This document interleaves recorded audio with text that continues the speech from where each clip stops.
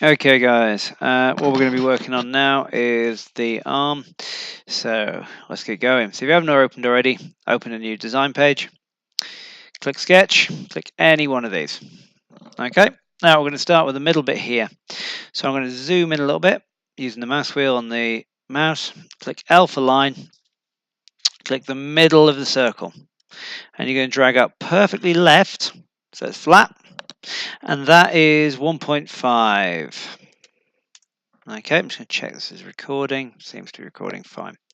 So you've got that at 1.5. I'm going to zoom in a little bit more. Now, if you want to keep zooming in, there's different ways of doing it. You can always click this fit button down here, but it fits it a little bit close for my liking. Okay, so the next thing we do is press line again. We're going to go to the end of our line, and we are going to click here, and we're going to go up 4 millimeters. Press the tab key in the top left to jump to the other one, and it is 97 degrees.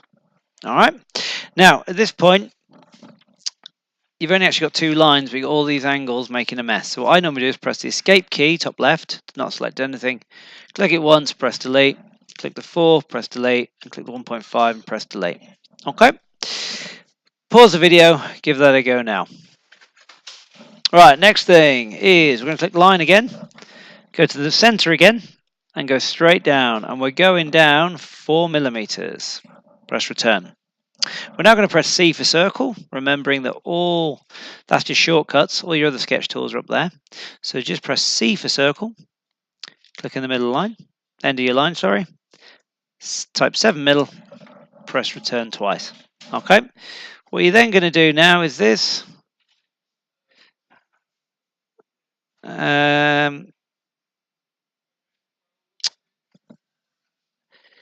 Next, you're going to click L for line. From the middle line, go straight out. From the other middle line, go straight out. And from the middle line, go straight down. Okay, now this is where my memory will fail me of what we want. And I think I've remembered what we need. I have. Right. So what we're going to do now is press escape. Let's delete these dimension lines first of all. Clear it up a bit. Okay. Then we're going to press T for trim. And we're going to get rid of this line, and this line. And then we're going to get rid of this line. Is that right? He thinks it's right. And this line. That's the one. So pause the video. So you should have this line down here, across, down, and this nice curve here. Okay, pause the video. Have a go at that. Okay. Next thing you're going to do is press L for line. Click on the end of here.